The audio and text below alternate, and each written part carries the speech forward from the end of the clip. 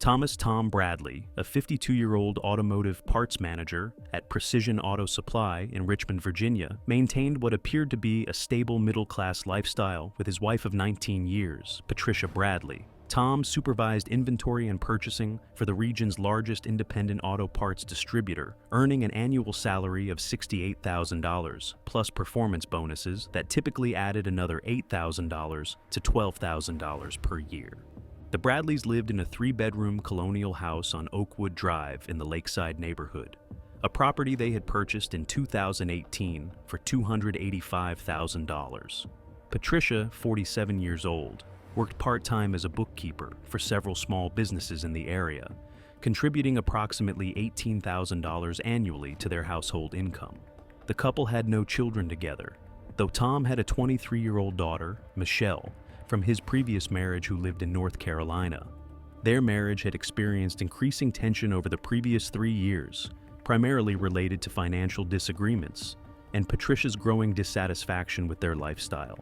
According to statements later provided by Tom's co-workers, he frequently expressed frustration about Patricia's spending habits and her desire for expensive vacations and home improvements that exceeded their budget.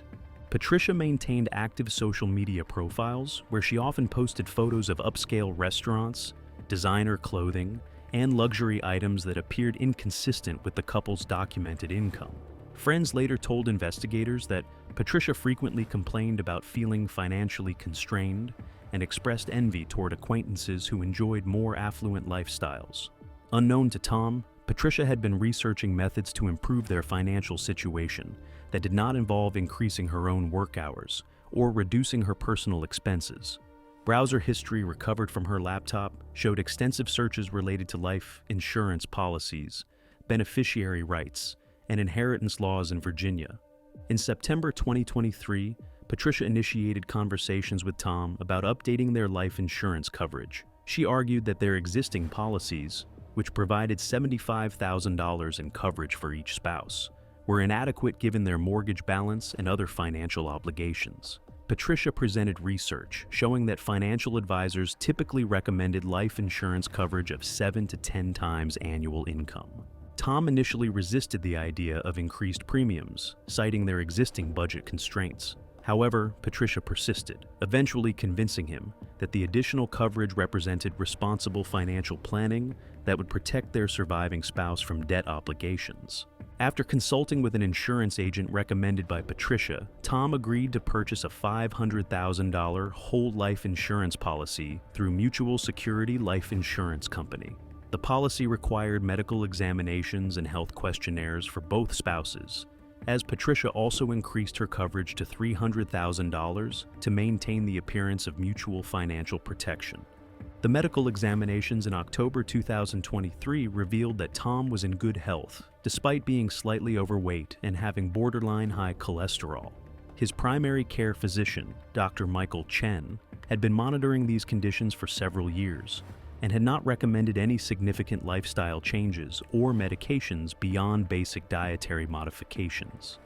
Patricia's medical examination also showed normal results, and both policies were approved without restrictions or elevated premiums. The monthly premium for Tom's $500,000 policy was $347, while Patricia's $300,000 policy cost $223 per month.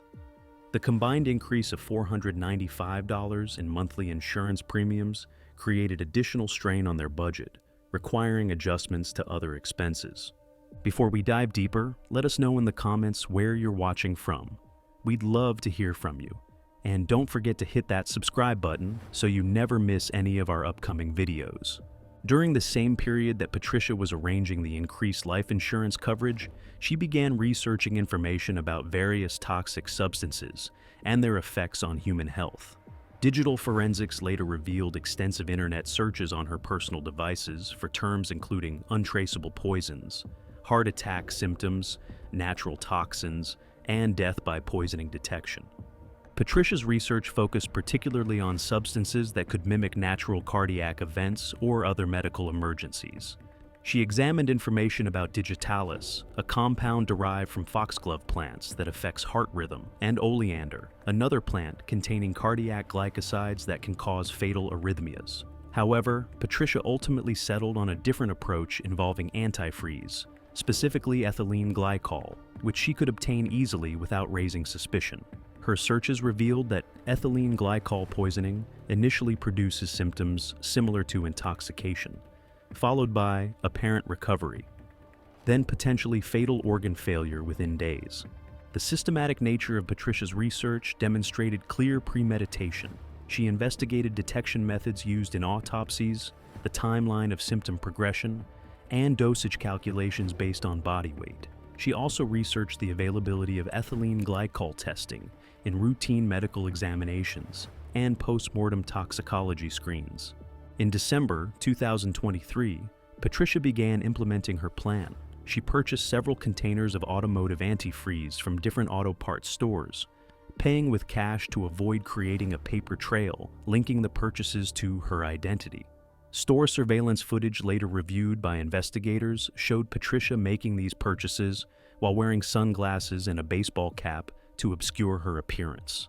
Patricia's method involved gradually introducing small amounts of ethylene glycol into Tom's food and beverages over several weeks. Her approach was designed to cause cumulative poisoning that would develop slowly enough to avoid immediate suspicion while ensuring fatal results.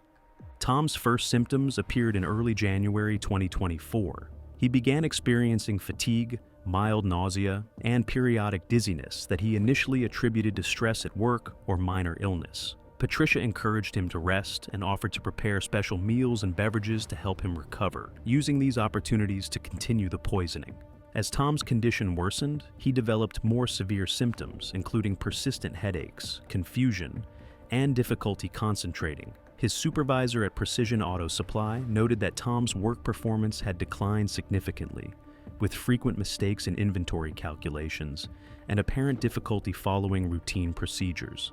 Patricia maintained the appearance of a concerned wife, accompanying Tom to medical appointments and expressing worry about his declining health. However, she consistently steered conversations away from potential environmental or dietary causes that might lead to toxicology testing.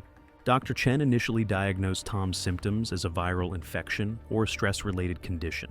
Standard blood tests showed some abnormal values, but nothing that immediately suggested poisoning.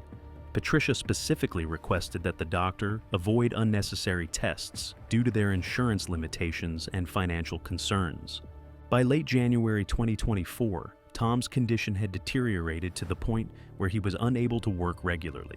He experienced severe abdominal pain, persistent vomiting, and episodes of disorientation that alarmed his coworkers and friends. However, Patricia discouraged Tom from seeking emergency medical care, arguing that hospital bills would create financial hardship. The final phase of Patricia's plan unfolded during the first week of February 2024. Tom's symptoms escalated to include seizures and difficulty breathing.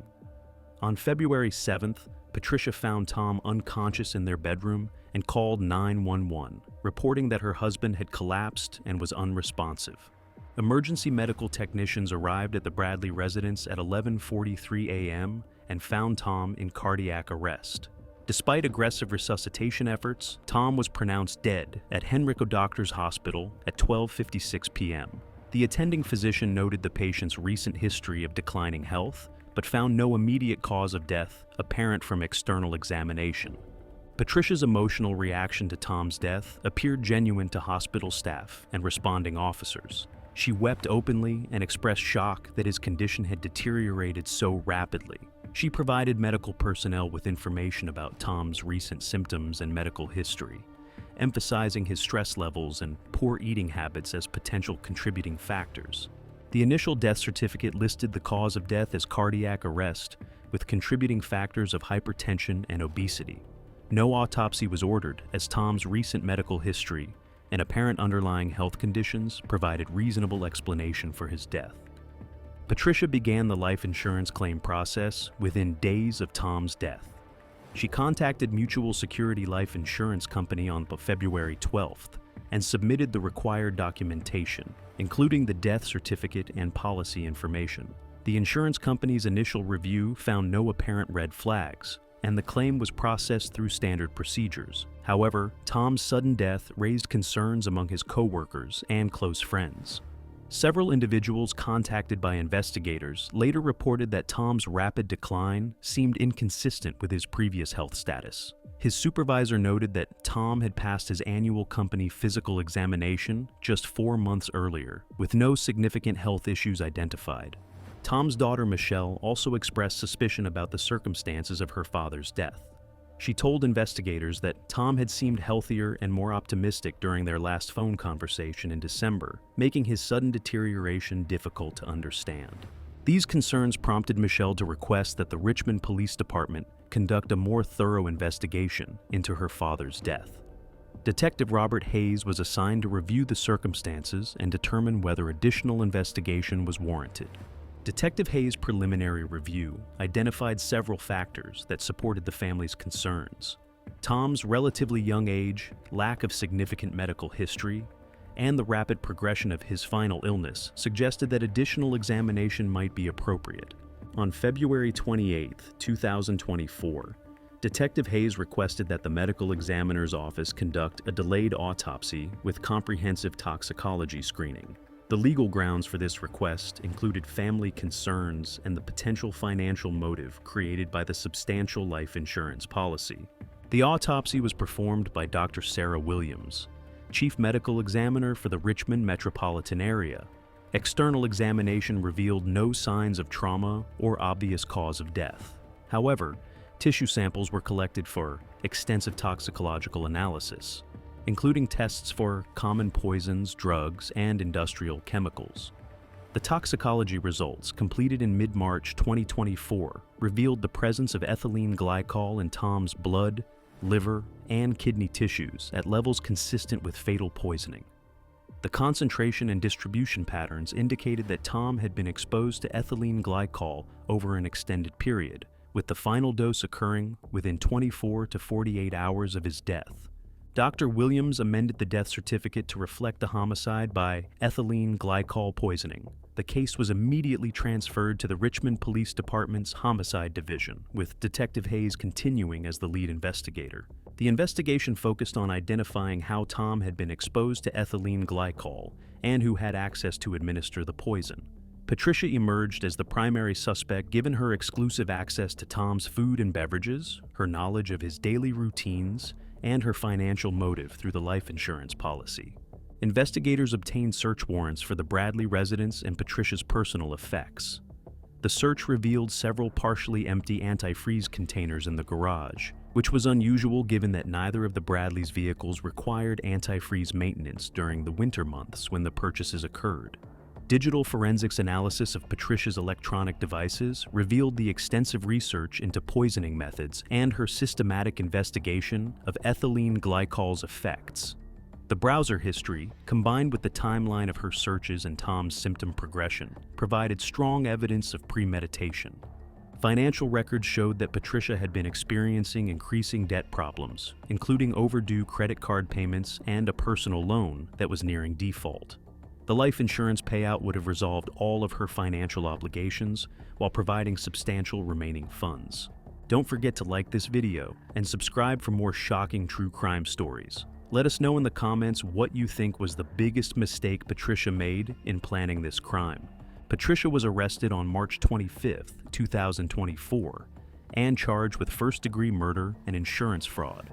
During initial questioning, she maintained her innocence and claimed that Tom's death was the result of natural causes related to his underlying health conditions. However, when confronted with the toxicology evidence and her internet search history, Patricia requested legal counsel and declined to provide further statements. Her attorney initially indicated that they would challenge the toxicology results and argue that Tom's exposure to ethylene glycol was accidental. The prosecution's case was strengthened by testimony from Patricia's friends and acquaintances, who described her complaints about their financial situation and her expressions of resentment toward Tom's conservative spending habits. Several witnesses recalled Patricia making comments about how much easier her life would be if she didn't have to worry about Tom's objections to her purchases. Medical experts testified about the effects of chronic ethylene glycol poisoning and the deliberate nature of the dosing pattern revealed by Tom's tissue analysis. The prosecution argued that Patricia's research into poisoning methods, combined with her systematic administration of the toxin, demonstrated clear premeditation and intent to commit murder. The defense attempted to argue that Tom's death was accidental, possibly resulting from his exposure to antifreeze while working on vehicles. However, this explanation was contradicted by evidence showing that Tom rarely performed automotive maintenance and had not worked with antifreeze in the months preceding his death. Insurance investigators testified that Patricia had contacted them multiple times about the claims process, expressing urgency about receiving the payout due to financial pressures. These communications, combined with her research into beneficiary rights, supported the prosecution's argument about financial motive. The trial concluded in September 2024 with Patricia's conviction on all charges. The jury deliberated for 8 hours before returning guilty verdicts for first-degree murder and insurance fraud. Under Virginia law, the murder conviction carried a mandatory sentence of life imprisonment without possibility of parole. During sentencing, Tom's daughter Michelle provided a victim impact statement describing the loss of her father and the betrayal she felt upon learning that Patricia had deliberately caused his death. She emphasized that Tom had trusted Patricia completely and never suspected that his wife was systematically poisoning him. Patricia was sentenced to life imprisonment without parole for the murder conviction, plus an additional 10 years for insurance fraud. The sentences were ordered to run consecutively, ensuring that Patricia would never be eligible for release. The life insurance claim was denied based on Patricia's murder conviction, and Mutual Security Life Insurance Company initiated civil proceedings to recover costs associated with the investigation. Virginia state law prohibits beneficiaries from collecting life insurance proceeds when they have caused the insured's death.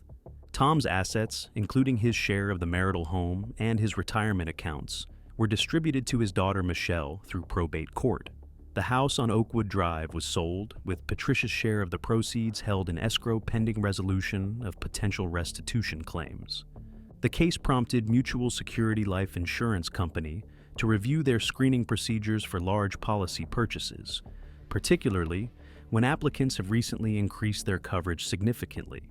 The company implemented additional verification requirements for policies exceeding $400,000 purchased by married couples. Patricia Bradley is currently serving her sentence at Fluvanna Correctional Center for Women in Virginia. She has maintained her innocence in all subsequent legal proceedings and has filed multiple appeals challenging both her conviction and sentence. Dr. Chen, Tom's primary care physician, testified during legislative hearings about the need for increased awareness of poisoning symptoms among medical professionals. His experience with Tom's case led to the development of new protocols for toxicology testing when patients present with unexplained neurological and gastrointestinal symptoms. The Richmond Police Department used the Bradley case as a training example for investigators handling suspicious deaths involving potential financial motives. The case demonstrated the importance of thorough toxicological analysis, even when initial circumstances suggest natural causes of death. Tom Bradley was buried at Hollywood Cemetery in Richmond, with services attended by co-workers, friends, and extended family members. His daughter Michelle established a small memorial fund at Precision Auto Supply to assist employees facing medical emergencies, honoring her father's memory through support for others in need.